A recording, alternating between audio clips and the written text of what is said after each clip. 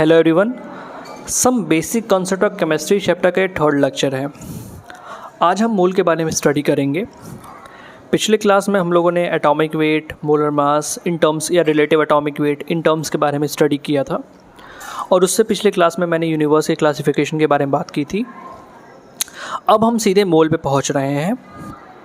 देखिए बच्चों, अगर आपके पास टाइम नहीं है तो जनरली मोल निकालने के 4 फॉर्मूले हैं। आप इसको देख कर के भी जा सकते हो, आपके सवाल ईजिली सॉल्व हो जाएंगे। हाँ, अगर आपको समझना है तो फिर आप वीडियो के एंड तक बने रहें। ये मैंने फॉर्मूले लिखे हुए हैं, आप चाहो तो इसको नोट डाउन कर सकते हो, लेकिन मैं अब स्टार्ट करने जा रहा हूँ समझाने वाले पार्ट को। जैसे बच्चों, अगर आप किसी भी शॉप पे जाते हो तो जनरली आप सामान 3 तरीके से ख़रीदते हो। या तो आप उसको बेसिकली बात है किलोग्राम में लेते हो, या फिर वो पर्टिकुलर आप उसको वॉल्यूम में लेते हो यानी लीटर में, या फिर बच्चों आप उसको नंबर में ख़रीदते हो। देखिए बच्चों, अब हम समझने जा रहे हैं 1 मोल को, यानी मोल टर्म को समझने जा रहे हैं। देखिए, मोल से बच्चे काफ़ी डरते हैं, लेकिन मोल उतना ही सिंपल है जितना कि 1 डज़न टर्म सिंपल है। जैसे बच्चों, आप बचपन से ही सुनते आ रहे हो डज़न के बारे में। आपको पता है कि 1 डज़न, या जिसे आप हिंदी में दर्जन कहते हो, इसका संबंध होता है 12 नंबर से, यानी 12 नंबर से। अगर आपके फादर ने आपसे कहा कि बेटा जाओ आप 1 डज़न बनाना ख़रीद के लेके आओ, यानी आप 12 केले ख़रीद करके लेके आओगे। अगर उन्होंने कहा कि बच्चे जाओ आप क्या करो कि आधे दर्जन अंडे लेकर के आओ, तो तुम 6 अंडे लेकर के आओगे। यानी आपको एक बात तो पता है ना कि 1 डज़न का संबंध किससे है, एक पर्टिकुलर नंबर से। वो कितना है, 12। कोई बोल दे 1.5 डज़न, तो सिंपल सी बात है कि 18। यानी आपको 1 दर्जन के बारे में तो काफ़ी अच्छी नॉलेज है कि 1 दर्जन का रिलेशन कितने से होता है, 12 नंबर से। लेकिन हम अपने बोलचाल की भाषा में मोल इस्तेमाल नहीं करते, क्योंकि बच्चों जिस प्रकार से 1 डज़न का रिलेशन 12 नंबर से होता है, उसी प्रकार से मोल का रिलेशन इस पर्टिकुलर नंबर से होता है, 6.023 × 10⁻23। चूँकि हम डज़न काफ़ी इस्तेमाल करते हैं बोलचाल में, लेकिन मोल इस्तेमाल नहीं करते, क्योंकि बच्चों हमारे सामने इतनी बड़ी नंबर कभी आती ही नहीं।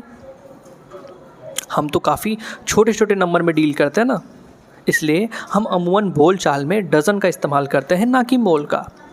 लेकिन बच्चों, मोल पढ़ने की नीड क्या पड़ी?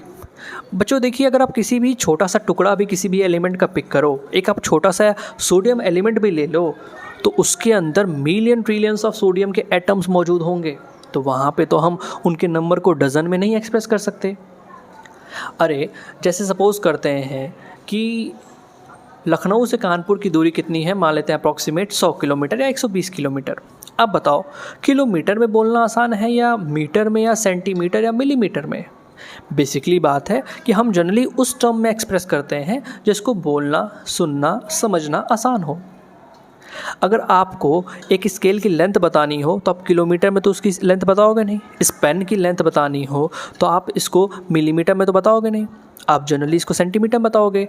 मीटर में बोलोगे तो भी थोड़ा सा और लगेगा, किलोमीटर में बोलोगे तो और लगेगा, लाइट ईयर में बताओगे बहुत ज़्यादा और लगेगा। तो जनरली हम उस टर्म में चीज़ों को एक्सप्रेस करते हैं जो कि बोलने में, समझने में, सुनने में और मेमोराइज़ करने में आसान हो। तो इसीलिए आप देखो कि जिस प्रकार से 1 डज़न का रिलेशन 12 नंबर से होता है बच्चों, उसी प्रकार से 1 मोल का रिलेशन इस पर्टिकुलर नंबर से होता है। जिस प्रकार से 1 दर्जन सुनने पे 12 संख्या आपके दिमाग में आती है, वैसे ही मोल टर्म सुनने पे ये पर्टिकुलर नंबर आपके दिमाग में आ जाना चाहिए। अगर मैं बोल दूं कि इस एक पेन का वज़न 1 ग्राम है, तो आप ज़रा बताओ कि 1 मोल पेन का वज़न कितना होगा? तो सिंपल सी बात है, आपको 1 पेन का वज़न पता है, आपको 1 मोल में मौजूद पार्टिकल्स का संख्या पता है कि हाँ इतने सारे पेन होंगे, तो आप इजीली मल्टीप्लाई कर लो। इजीली आपको 1 पेन का वज़न पता है, आपको 1 मोल में मौजूद पार्टिकल का संख्या पता है, आप इजीली मल्टीप्लाई कर लो, 1 मोल पेन का वज़न पता चल जाएगा। और इसी को हम क्या कहेंगे, मोलर मास। बच्चों, मोलर मास का मतलब ही होता है कि 1 मोल सब्सटेंस के मास को ही हम मोलर मास कहते हैं। ठीक है, ये बात क्लियर हो गई। अब देखिए, एक और टर्म आपको समझना पड़ेगा, वो ये है कि किसी भी एलिमेंट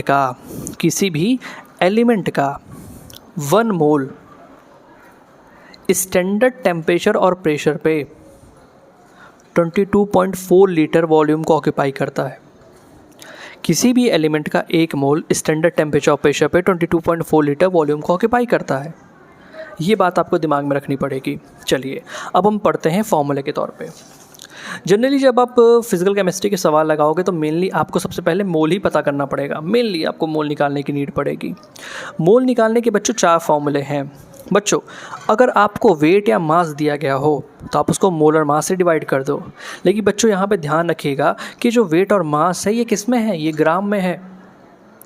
अगर किलोग्राम में होगा तो आप उसको ग्राम में चेंज कर लेना, ठीक है। मोल और मास तो ग्राम में होता ही है। दूसरी बात, अगर आपको एलिमेंट का या उस पर्टिकुलर सब्सटेंस का वॉल्यूम दिया गया हो स्टैंडर्ड टेम्परेचर और प्रेशर पे तो 22.4 से डिवाइड कर देना, क्योंकि मैंने बताया कि स्टैंडर्ड टेम्परेचर और प्रेशर पे किसी भी सब्सटेंस का 1 मोल 22.4 लीटर वॉल्यूम को ऑक्यूपाई करता है। अगर आपको नंबर ऑफ पार्टिकल दिए गए हों तो एवोगाड्रोस नंबर से डिवाइड कर दो, यानी Na पार्टिकल से डिवाइड कर दो। Na मतलब इतना नंबर, यहाँ पे मैंने लिखा हुआ है। अगर आपको सब्सटेंस का डेंसिटी लिखा हो, वॉल्यूम लिखा हो ml में, तो मोल और मास से डिवाइड कर दो। समझ में आ रहा है? ये बात क्लियर हो गई होगी आपको। हाँ, अगर वॉल्यूम यहाँ पे ml में दिया गया हो तो इसको लीटर के बजाय आप मिलीलीटर में लिख लेना, यानी 22,400 ml। बच्चों आप एलिमेंट्री फॉर्म में भी इसको समझ सकते हो। जैसे आपको पता है कि 22.4 लीटर वॉल्यूम स्टैंडर्ड टेम्परेचर और प्रेशर पे 1 मोल सब्सटेंस ऑक्यूपाई करता है। तो 1 लीटर वॉल्यूम कितना मोल ऑक्यूपाई करेगा? तो 1/22.4 मोल ऑक्यूपाई करेगा। तो अगर हमें V लीटर ऑक्यूपाई किया हुआ हो तो कितना मोल होगा? तो V/22.4 इंटू मोल, यही तो मैंने लिखा हुआ है वहाँ पे। एलिमेंट्री फॉर्म में भी समझ सकते हो इस बात को। आज के लिए बस इतना ही। हम नेक्स्ट क्लास में आगे की चीज़ों के बारे में डील करेंगे। Thank you class.